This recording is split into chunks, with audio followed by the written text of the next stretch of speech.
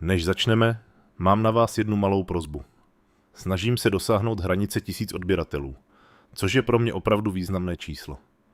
Klikněte prosím na tlačítko odebírat. Odebírat. Je to jen jedno kliknutí, ale pro mě je to obrovská motivace k další tvorbě. Moc vám děkuji. Dovolte mi, abych vám řekl něco o spravedlnosti v Galaktické federaci. Neexistuje. Vlastně ne. Ne, když stojíte před tribunálem 7 světů s obhájcem, který stěží rozumí vašemu druhu. Měl bych to vědět. Jsem soudním zapisovatelem už 273 cyklů. To je zhruba 900 pozemských let, pokud to počítáte. A věřte mi, viděl jsem už všechno. Ale ta korupce, zákulisní dohody, předem stanovené rozsudky. Celý ten systém je jen kosmický vtip bez pointy. Ale pak přišel den, kdy se všechno změnilo. Den, kdy promluvil člověk. Jmenuji se Zord Pibble. Mimochodem, jsem byrokrat 4. generace z Verárie s kůží v barvě, kterou lidé nazývají radioaktivní limetka, a 6 očima uspořádanýma do dokonalého 6úhelníku.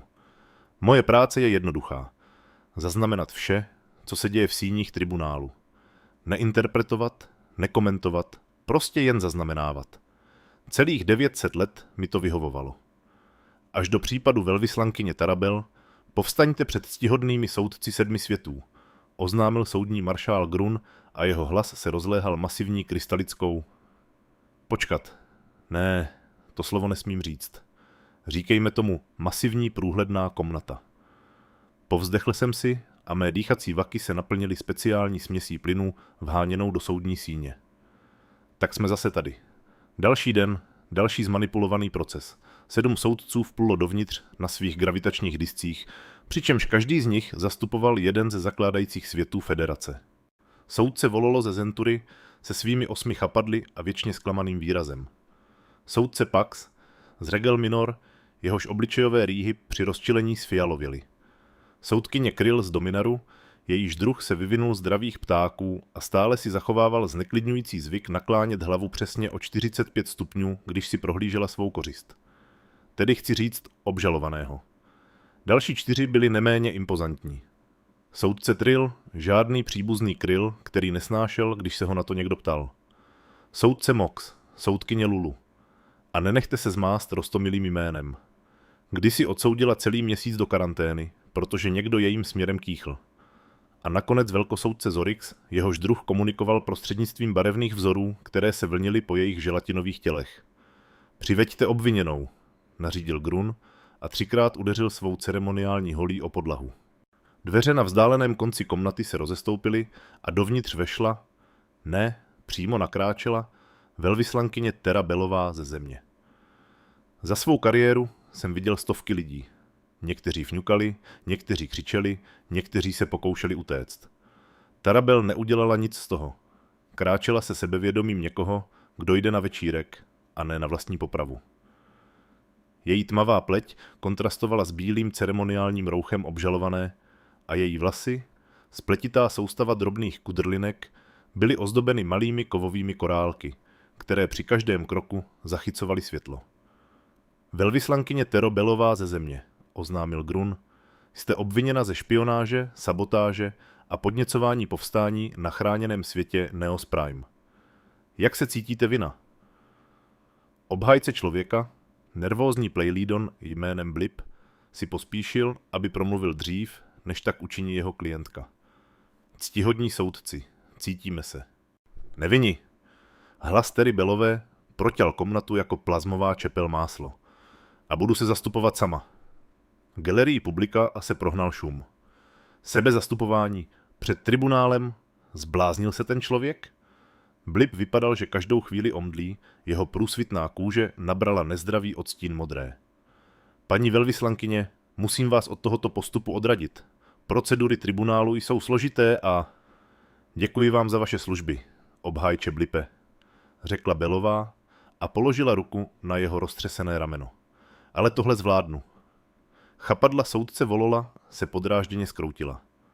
Toto je na nejvýš nestandardní. Obviněný nemůže jednoduše propustit svého obhájce. Vlastně, řekla Belová s úsměvem, který jí nezasáhl oči. Podle statutu 7, 293, pododdíl D kodexu tribunálu, každý obžalovaný má právo na sebezastupování, pokud může prokázat základní znalosti galaktického práva. Ráda odrecituji příslušné pasáže, pokud soud vyžaduje důkaz o mé kvalifikaci. Soudci si vyměnili pohledy, tedy 6 z nich. Soudce Zorix pouze zbarvil do zmateného odstínu oranžové. Velmi dobře, intonovalo překladatelské zařízení velkosoudce Zorixe. Obviněná se může zastupovat sama. Žalobce Dro, můžete přednést případ proti velvyslankyni Belové.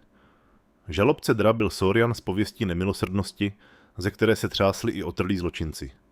Jeho šupiny se leskly pod světly soudu, když povstal do své impozantní výšky téměř 3 metrů. Ocas mu svištěl za zády, zvyk, který si vypěstoval, aby rozptyloval obžalované. Ctihodní soudci, začal Dra, jehož hlas byl dunivý bas, který jakoby rozvibroval samotný vzduch. Případ, který před vámi leží, je jasný. Velvyslankyně Belová využila svého diplomatického postavení k získání přístupu do zakázaných oblastí na Neos Prime. Tam zasahovala do planetárního řídícího systému, což způsobilo rozsáhlé narušení a podněcovalo místní obyvatelstvo k povstání proti jejich zákonně jmenovaným správcům. Dra aktivoval projektor důkazů a ukázal záběry z bezpečnostních kamer, na kterých Belová vstupuje do zabezpečeného zařízení na Neos Prime. Důkazy jsou nevyvratitelné, pokračoval a drápatou rukou ukázal na záběry. Velvyslankyně Belová vstoupila do centrálního vládního uzlu v hvězdném datu 4723,6. Během několika hodin začaly planetární automatizované systémy selhávat.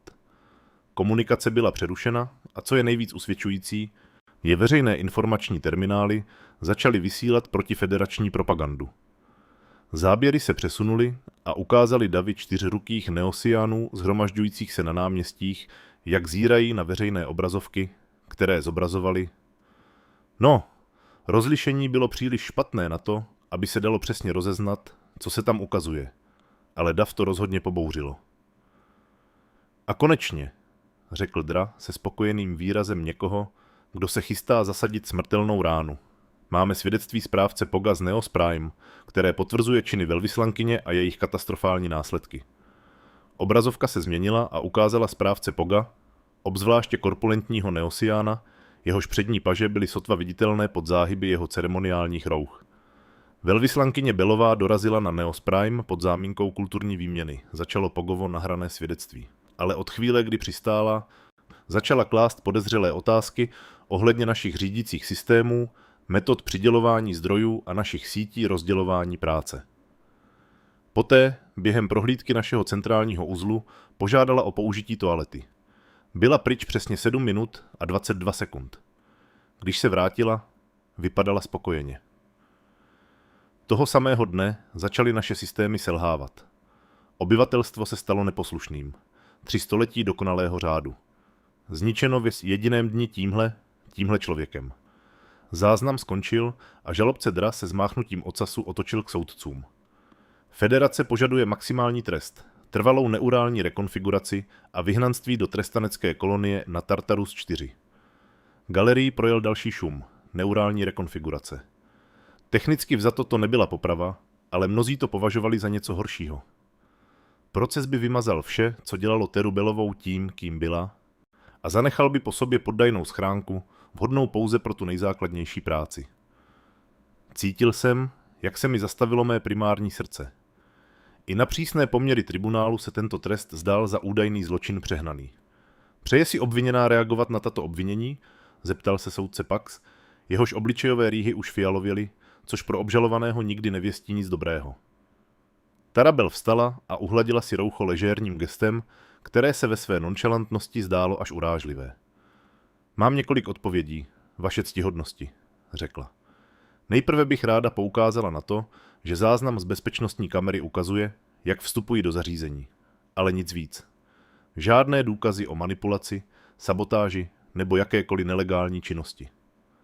Máme svědectví správce Poga, upozornila soudkyně Kryl a naklonila hlavu do svého predátorského úhlu.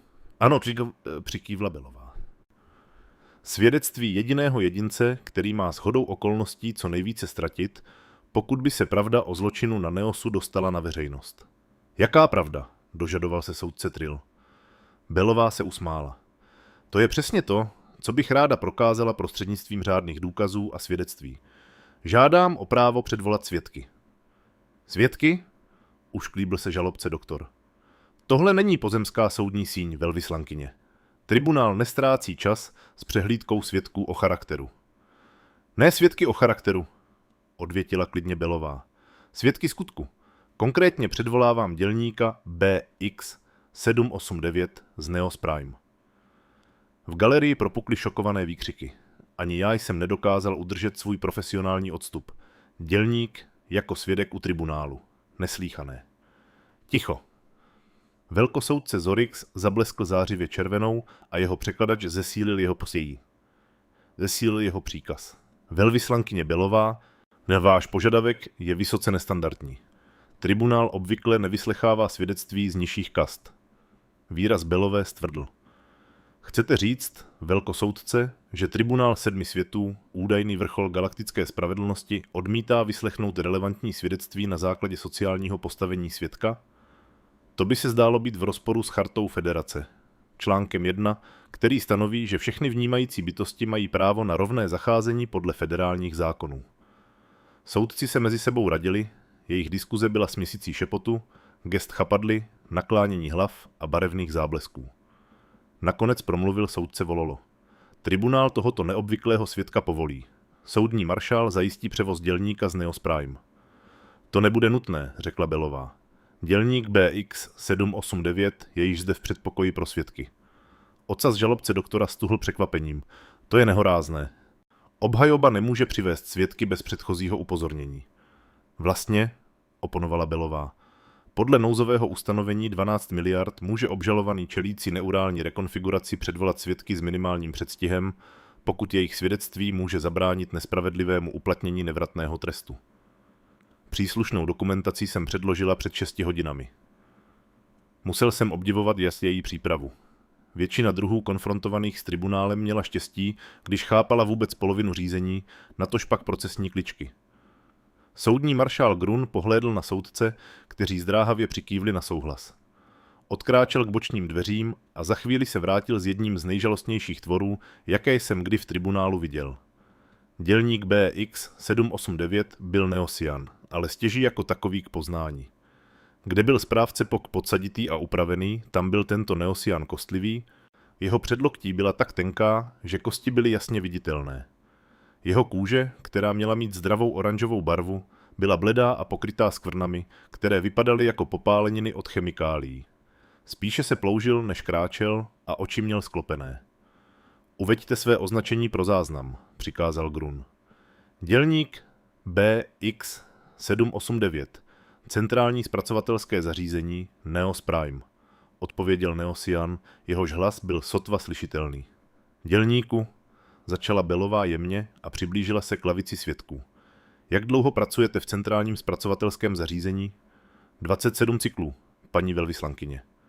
A co tam přesně zpracováváte? Oči dělníka těkaly nervózně k obrazu správce Poga, který byl stále zmrazený na obrazovce s důkazy. Zpracováváme planetární vývoz minerálů. Kvadrilium nebo většinou kvadrilium.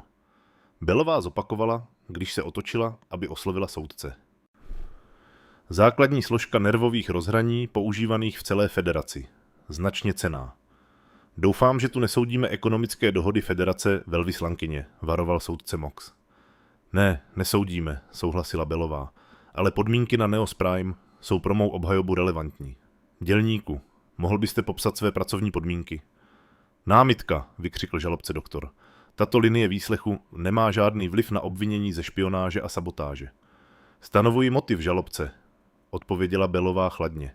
Nebo spíše vyvracím údajný motiv obžaloby tím, že odhaluji skutečnou situaci na Neos Prime. Soudkyně Lulu se naklonila dopředu. Povolíme to, ale raději, ať je to relevantní. Velvyslankyně Belová přikývla na znamení díků. Dělníku, odpovězte prosím na otázku. BX 789 na prázdno polkl. Pracujeme 16 hodin denně ve zpracovatelských komorách. Kvadriliový prach spaluje kůži, poškozuje plíce. Dostáváme nedostatečné ochranné pomůcky, protože jsou příliš drahé. Většina dělníků nepřežije více než 30 cyklů. A kdo profituje z vaší práce? Zeptala se Belová. Správce POK a vládní rada. Prodávají zpracované kvadrilium obchodníkům federace za ceny stanovené obchodním úřadem federace. A co dostávají dělníci za svou práci? Jídlo, příděly, přístřeší v ubytovacích komplexech, lékařské ošetření, pokud potom můžeme ještě pracovat.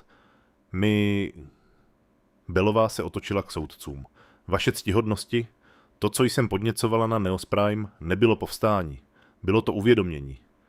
Během své prohlídky centrálního uzlu jsem si všimla nesrovnalostí mezi zprávami o přidělování zdrojů a životními podmínkami, které jsem pozorovala.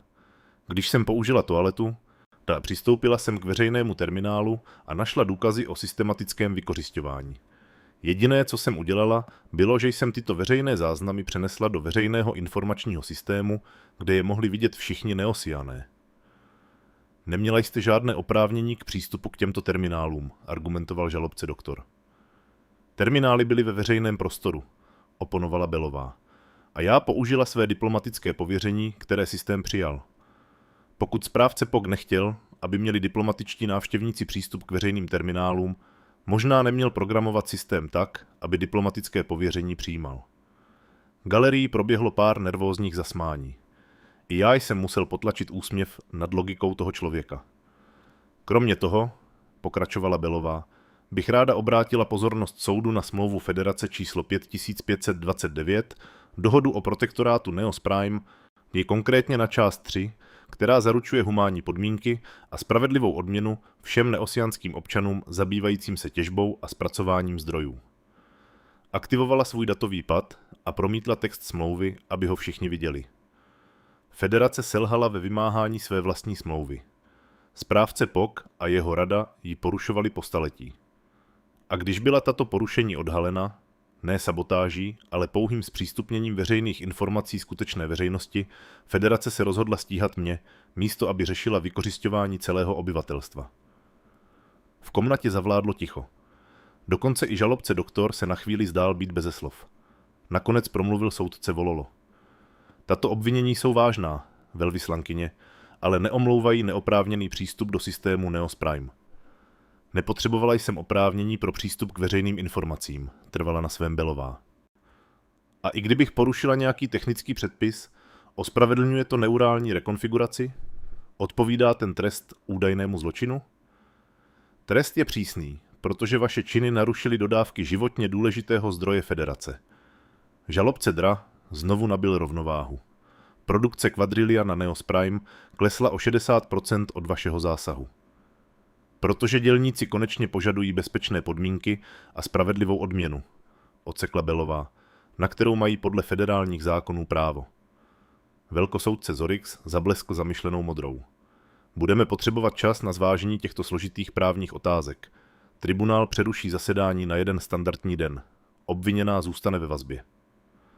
Soudní maršál Grun 3krát udeřil svou holí. Povstaňte. Když soudci odplouvali na svých gravitačních discích, sledoval jsem Tarabel, jak utěšuje třesoucího se dělníka. Šeptala mu něco, do co mu zřejmě dodalo odvahu. Jeho postoj se trochu narovnal, když ho stráže odváděli pryč. Když si přišli pro Belovou, otočila se a podívala se přímo na mě. K mému nahrávacímu zařízení, předpokládal jsem. Ale pak na mě mrkla, jako bychom sdíleli nějaké tajné porozumění. V sekundárním srdci jsem pocítil zvláštní pocit. Něco, co jsem nezažil za celá staletí soudního zaznamenávání. Trvalo mi chvíli, než jsem to identifikoval. Naděje. Poprvé ve své dlouhé kariéře jsem přistihl sám sebe, jak doufám, že obžalovaný vyhraje. A když odváděli Teru Belovou, nemohl jsem si pomoct a přemýšlel, co člověk řekne zítra, až proces bude pokračovat.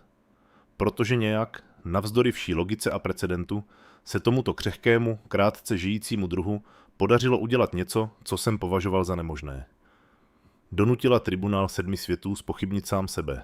A to? Milí posluchači, byl teprve začátek. Následujícího dne jsem dorazil do síně tribunálu o hodinu dřív. Stejně jsem nemohl spát. 900 let nahrávání zmanipulovaných procesů a najednou mi záleželo na výsledku. Směšné. Přesto jsem tu byl a upravoval si nahrávací zařízení s neobvyklou důkladností a mých 6 očí mrkalo v nervózním očekávání. Galerie se rychle plnila. Zpráva o odvážné obhajobě člověka se rozkřikla. Zástupci z 37 světů zaplnili sektor pro pozorovatele a jejich kolektivní dýchání vytvářelo tiché hučení pod dokonalou akustikou komnaty. Vrtíš se, Pibl, poznamenal Glix, starší Vixerian, který udržoval environmentální systémy komnaty. Nikdy předtím jsem tě neviděl se vrtět. Nevrtím se, zalhal jsem a stáhl 4 ze svých smyslových přívězků, které skutečně vyklepávaly nepravidelný rytmus o mou konzoli. Glixovi ústní ústrojí se stočilo do toho, co u našeho druhu procházelo jako úsměv. Ta člověčice tě dostala, že? Než jsem stihl toto nehorázné obvinění popřít, dveře komnaty se rozletěly a dovnitř se vkolébal správce POK, lemovaný 2 drony soukromé ostrahy. Jeho přední paže živě gestikulovali, když mluvil k úředníkovi federace, kterého jsem poznal jako náměstka Vajna, nechvalně známého čističe pro politicky citlivé případy. To není dobré, zašeptal Glix. Ne, to rozhodně nebylo. Vajnova přítomnost znamenala, že se o případ začala zajímat samotná Rada federace. Proces byl zmanipulovaný ještě víc než obvykle. Soudní maršál Grun se objevil přesně podle plánu. Povstaňte před ctihodnými soudci 7 světů. Soudci vstoupili a vypadali rozhodně méně klidně než včera.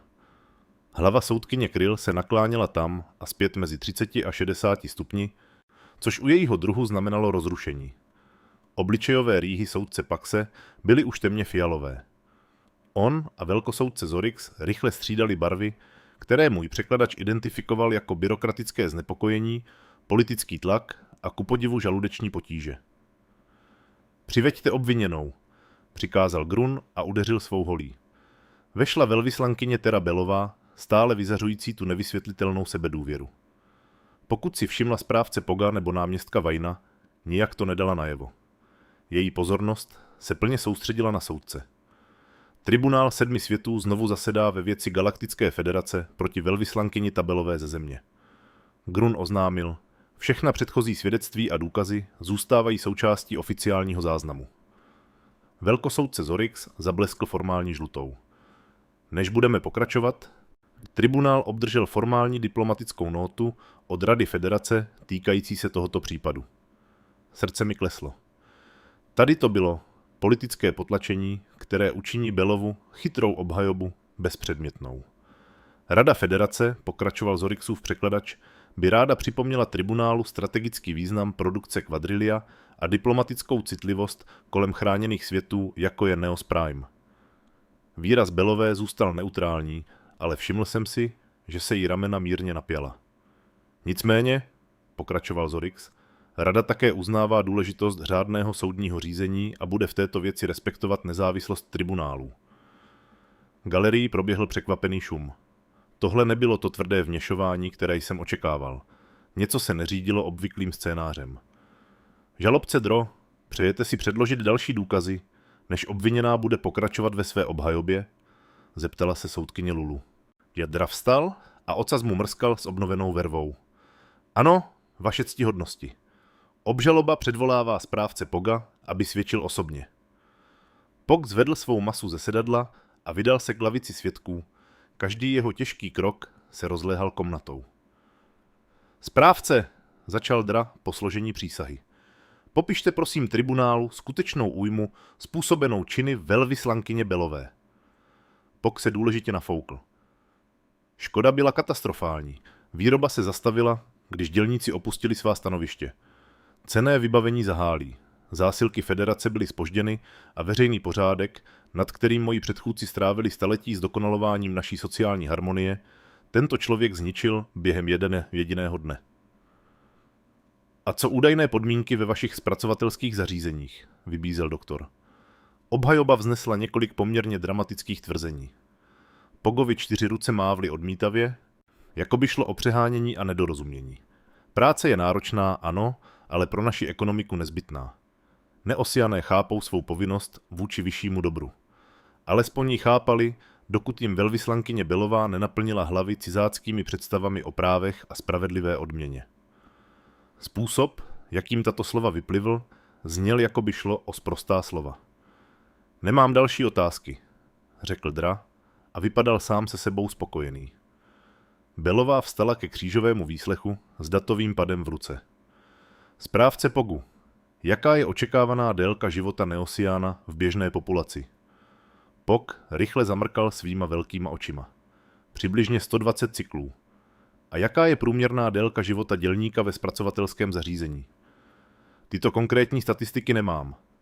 Belová přejela prstem po datovém padu. Naštěstí já ano. Podle vašich vlastních záznamů o zdravotním stavu planety, což jsou veřejné informace, mají dělníci ve zpracovatelských zařízeních průměrnou délku života 32 cyklů, což je méně než třetina běžné populace. Mohl byste tento rozdíl vysvětlit? Pog se neklidně zavrtěl. Práce s kvadriliem má určité zdravotní důsledky. Zdravotní důsledky, které by bylo možné zmírnit vhodnými ochrannými prostředky. Správně. Takové vybavení je neúměrně drahé.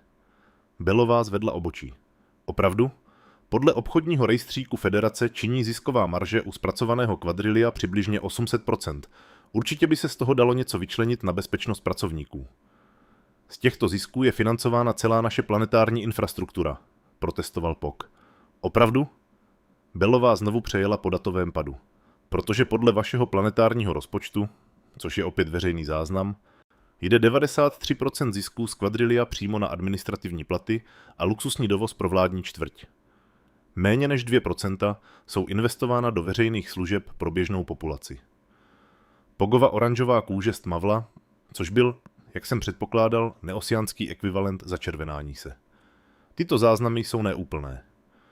Jsou neúplné, nebo jsou přesně takové, jak jste je podali úřadu Ministerstva financí Federace, abyste ospravedlnili vaše daňové výjimky? Soudce Vololo ji přerušil.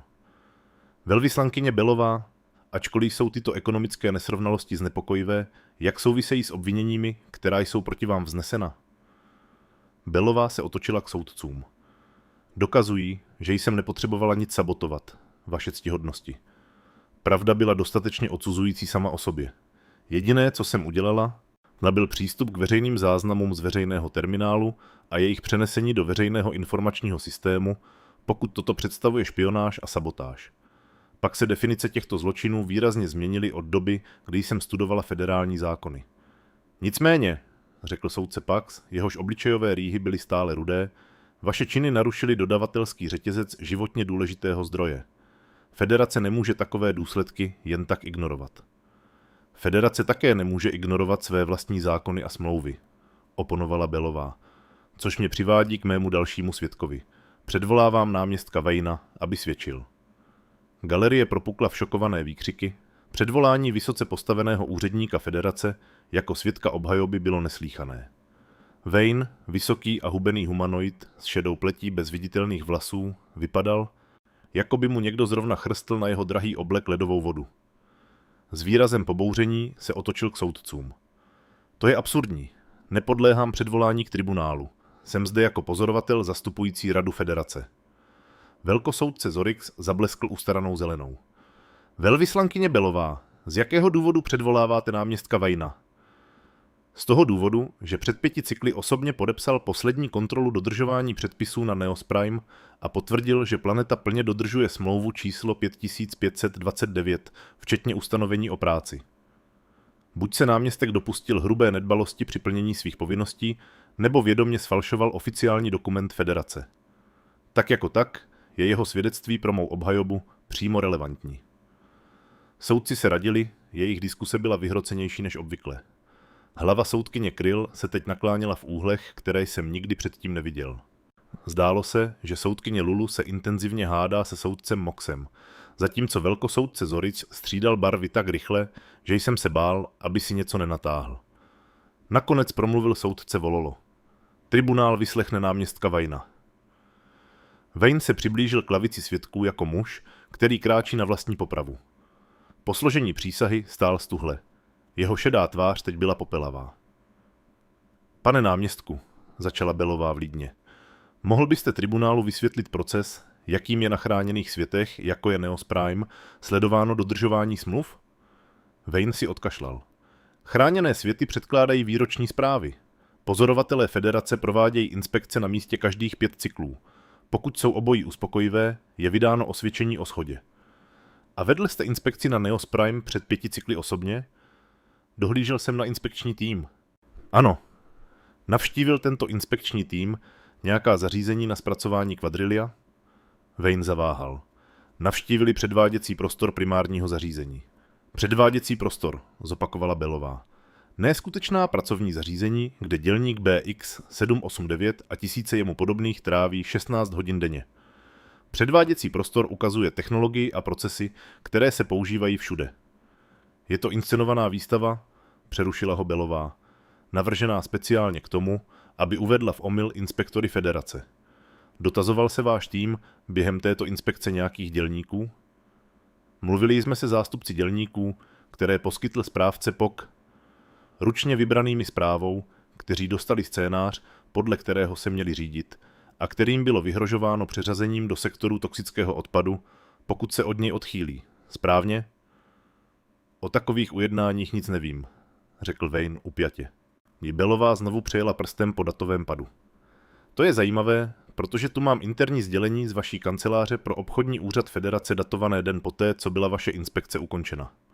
Stojí v něm, cituji, navzdory znepokojivým zvěstem o pracovních podmínkách doporučujeme pokračovat v certifikaci. Dodávky kvadrilia nesmí být přerušeny bez ohledu na místní praktiky. Politické ohledy v tomto případě převažují nad humanitárními obavami. Galerie kolektivně lapla po dechu. Wayneova šedá tvář dokázala nějakým způsobem ještě více zešednout. Kde jste vzala ten dokument? Dožadoval se. To je utajovaná korespondence federace. Ne, to není, řekla Bellová klidně. Je to součást veřejného záznamu o prověrkách shody federace. Váš úřad to prostě pohřbil pod 17 vrstev křížově odkazovaných kódů archivace, ale je to tam přístupné každému s trpělivostí pro orientaci v labirintu systému záznamů federace. Jako například diplomatce, která má čas během dlouhých mezihvězdných letů.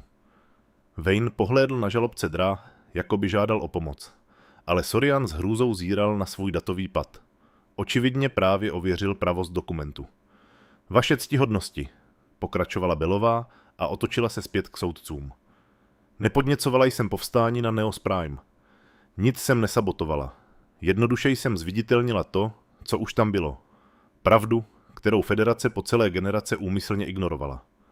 Pokud je zde nějaký zločin, pak je to spoluúčast federace na vykořisťování celého obyvatelstva kvůli ziskům z kvadrilia. V komnatě zavládlo ticho. Uvědomil jsem si, že jsem přestal nahrávat a spěšně jsem reaktivoval své zařízení. Tohle byla historie, která se odvíjela před mýma 6 očima a já nehodlal promeškat ani okamžik. Soudkyně Kryl promluvila jako první, hlavu nyní nakloněnou v bezprecedentním úhlu 80 stupňů. Velvyslankyně Bellová, i když jsou vaše důkazy znepokojivé, nic to nemění na skutečnosti, že vaše činy způsobily značné narušení operací federace. Ne, souhlasila Bellová, nemění. Vyvolává to však otázku, zda toto narušení bylo zločinem nebo nezbytnou nápravou mnohem větší nespravedlnosti. Federace se pyšní tím, že je civilizací zákonů, principů. Jsou to jen hezká slova, nebo něco skutečně znamenají? Odmlčela se a podívala se postupně na každého soudce. Země je v galaktickém společenství nová. Stále se učíme vašim způsobům, stále se přizpůsobujeme obrovitosti mezihvězdné politiky. Ale je jedna věc, kterou se lidé za svou dlouhou a často bolestnou historii naučili.